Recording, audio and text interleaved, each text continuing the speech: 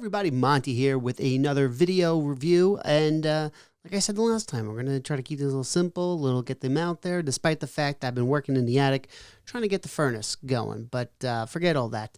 But today we're going to talk about the Harley-Davidson event, kind of recapping it and kind of just maybe getting some initial thoughts from the big event.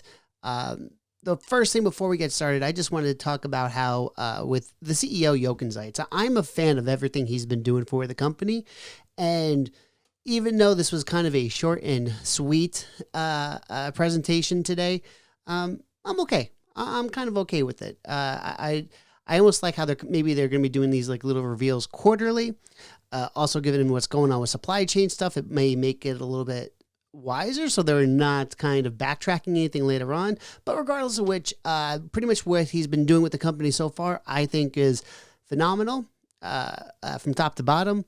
From where the company was 10 years ago, 20 years ago, I just really enjoy their approach, and what they're doing in this event. It kind of just showcases to me how they kind of have their priorities straight for the first time in a while. So, without further ado, let's go into the presentation for today. So, if you look on their main website, they have all of the bikes, kind of like a little summary based on what's for sale, what's going on, and just some of the really cool, things that they're going to be rolling out little by little in the first quarter. So the first thing they were kind of highlighting were some of the high-end bikes that they're going to start to roll out.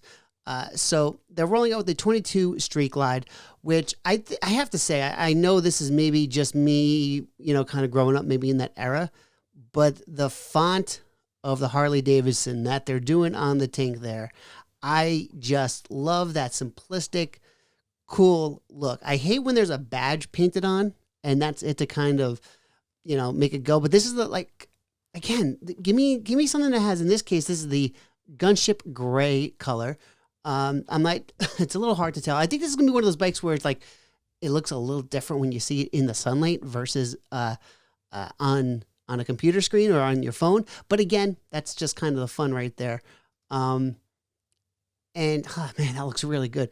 And in this case with the Vivid Black, just the way the colors all around the bike, from the lettering, the font, to the wheels, the engine, the covers, I love the way this looks. I don't even know which one I like more in this case. Let's see, Vivid Black, Gunship Gray. I don't know, man. I think I like the gray more, but if I do, it's minuscule and I may change my mind 1 minute later. As they were highlighting in the video, they were talking about the Milwaukee 8 engine. They were talking about the saddlebags. They were talking about the fairings, and really how you can really upscale to customize your own bike. Some of the features in terms of with the sound system and everything. And I think this is cool. The only thing that makes me worried is, are they going to be dealing with any more supply chain issues? Because if you go to a Harley-Davidson dealership, you can tell that they're hurting a little bit. I mean, just like all kind of go to car dealerships. It's, for the most part, it's going to be the same. I don't want to categorize everybody in one lump sum, but it's been tricky for everybody. So taking a look at the Road Glide over here, I like the Road Glide. I mean, the Street and the Road Glide look phenomenal, especially after they were trying to show off their performance packages of what they have first. So really, whatever you want with a fixed fairing, or stationary fairing, or maneuverable fairing, whatever you want to call it. This is going to be like to each their own. Honestly, I think I like the Road Glide a little bit more. I might be a little biased by that because that's in my family. My father has that bike, and I'm used to seeing it so often. Yeah, but again, I mean, it's whatever works for you, whatever works for your budget. What are the prices? We got 30,000 and 30,000. So really, that's really up to you. But having the accessories in terms of the heat grips and everything like that, make it a little comfortable with that one up. That's gonna be nice on your back. Yeah, I just think that they started off strong, because why not showcase something that's not exactly common, some things that people are trying to upgrade the bike on their own, and just show that they can do it themselves in this atmosphere. course, the CVOs, either people kind of like to look at them, they drool over them, they bash them, or they just straight up buy them.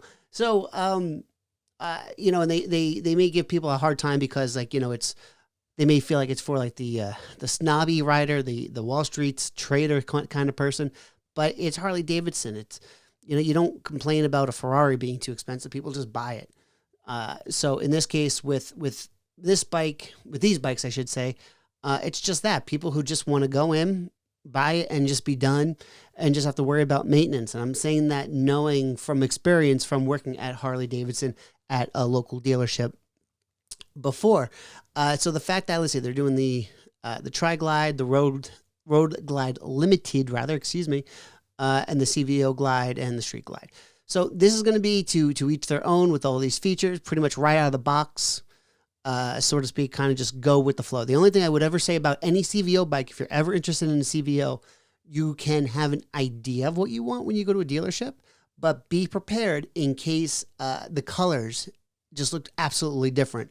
Because since everything's so fancy and everything is so unique to itself, you will see something that's different on paper or digitally than you will in person. Now, that may mean you like the bike even more when you see it in person, but just be aware that maybe, you're not sure, and you don't want to spend money on something you're not really in love with.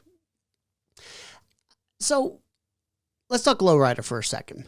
I have this weird, I don't want to say a love-hate relationship with the lowrider, but I always have trouble wrapping my brain around how the lowrider has become this popular, expensive bike. And I say it in a way because, again, when I used to work for Harley-Davidson, the lowrider was kind of the, I think like the lowrider, the Super Glide, like those dyno bikes were kind of the introduction. Like if you wanted to go a step up from Sportsters, or you want to just start with one of the big twin bikes, that was the one you kind of want to go with. It was one of those two bikes. So cool. If people like the lowrider, I'm not going to knock it. I still think it looks phenomenal with that lettering on the tank and the trim and all that stuff. With the fairing, with the mid-control mounts and that riding position, that's cool too. I'm not knocking it. But you know what? The fact that they're kind of, they're I don't want to say they're going all in on the lowrider, but I do like the way that they're kind of customizing in a way to appeal maybe to a wider audience, or to actually kind of push them over the edge to buy a brand new bike. So, again, to each their own on that. And, where we go, you got the ST right here. Look at that fairing. Look at those bags. I'm wondering how much people are going to like the hard bags. That's going to be kind of curious to see how people react to that. Let's get a little look in the backside. It doesn't look bad, guys. It doesn't look bad. That new digital mount, that's going to be interesting to see how that looks in person as well. And on the front, oh boy, and on the front with that fairing, I'm going to be curious to see how it actually works out. How many people are going to want to upgrade? Is this fairing essentially going to be a skipping stone or an influence for people to think a little bit more about touring motorcycles? Maybe not. Because maybe they're going to be, again, if you're going maybe from here to, I'm visiting Eric at the beach, maybe that's going to be a 50-mile ride, give or take. It's going to be nice to have on the highway for something like that. It might take an hour and a half, depending on traffic. So that's going to be kind of nice. But maybe all of a sudden, if we want to go to DC, you kind of think about it a little bit more, but what have you. But again, I'm just concerned if they're going to get the parts for all this. Again, supply chain shortage and whatnot. But I'm liking it. I'm liking the way they're looking. I'm digging it. That Heritage. Funny, I never liked the name Heritage at all. I don't know why. That's something from when I was just younger, to be honest with you. I love this black on blue with that pinstripe, though. I think that is absolutely beautiful right there on that finish. There's so many different ones. But again, another one, kind of different look, bigger engine and everything like that. Let's see, riders ready to chase 6M, heavyweight fenders, Milwaukee A114 engine, steel-laced wheels. I think it looks good. Just not, I can never get into this bike, and I wish I couldn't tell you why. I have to put some actual time into it and everything like that. It has to be nice and comfy. But no, I like the way it looks and everything like that. Just not my cup of tea whatsoever. but it'll be interesting to see how I feel about it in person once I actually see this bad boy. Going on, we have the Pan America. I believe it's really going to be just about accessories, color tones on this bike, right? Am I missing the 1250 here? I do like that HD on the tank there for the Pan America. But yeah, I mean, it's a great selling bike. It's an absolutely home run. I mean, Harley did amazing in his first year. I think they're actually going to kill it again in their second year. Maybe people are going to get past their doubts and go from there. So, Sportster S, another bike that's just doing phenomenally well right now. And it's easy to understand why. It's hitting a lot of people are able to associate themselves with it pretty easily. I like this. I do like the green. Maybe do I? I did it first. Oh, yeah, it looks good. But all right. So let's see here. Riders, performance, aggressive sport bike handling, making a statement. I mean, they just rolled out this bike. It feels like only 10 minutes ago in the reality of these things. So with the Sportster S, I think it's going to be a lot more accessories and like a little here or there sort of thing. They don't have to go over the top. For other upgrades in terms of their parts, they push the new audio at the same time. It'd be interesting to kind of see how the Harley Bluetooth systems are comparably to everything else. I want to try them. I want to see how they are. But man, those things are freaking expensive. But no, I mean, listen. In a world where everyone is looking to do more stuff with their phone, their audio system, maybe they're going to try to get something wired into their helmets. I mean, hell, if this helps people upgrade their audio system, great. I just think sometimes their biggest problem is that it's a little confusing to understand. So hopefully they make it simplistic and it makes sense for folks. Moving along over to some more parts. There are some highlights on here for the battery system, which I always told people when I work for Harley, if I didn't mention that already, the most important thing at minimum you should always consider when you buy a bike, changing out your pipes just to get that out of the way. But the ultimate minimum is battery tenders, making sure your battery is in good condition and solid to go. So they're offering a few more different chargers and everything like that. I thought this was the one I have that wasn't so new, but maybe I'm wrong without seeing them as it's in the garage. But yeah, I mean, anything that helps these longer, stronger batteries, I'm all for that. Build your performance bagger. They really, as I mentioned already, they really talked about wanting to take it up a notch in a variety of different ways with bagger performances, showcasing the races that they were doing with some of the modified bikes rather. So I feel like the performance baggers, I wonder if that's going to be its own category of actually. That'd be kind of cool if that is the case. Going on to apparel, it's tough to go over with apparel on what people like and don't like. They didn't go like crazy and def on every single shirt or piece of accessory or anything like that. The one thing, if anything, I was kind of surprised. We're at a time where everyone wants to kind of just share their stories on YouTube, and that's great to be able to share those experiences. I'm surprised they didn't roll out any helmets, any kind of big systems where it makes it easy to do motor vlogs, where it helps people kind of streamline some of the, video recording devices or anything like that. I mean, hey, the fact that they have these shirts, they have these the button-ups, the hoodies and whatever, cool. I'm not knocking that.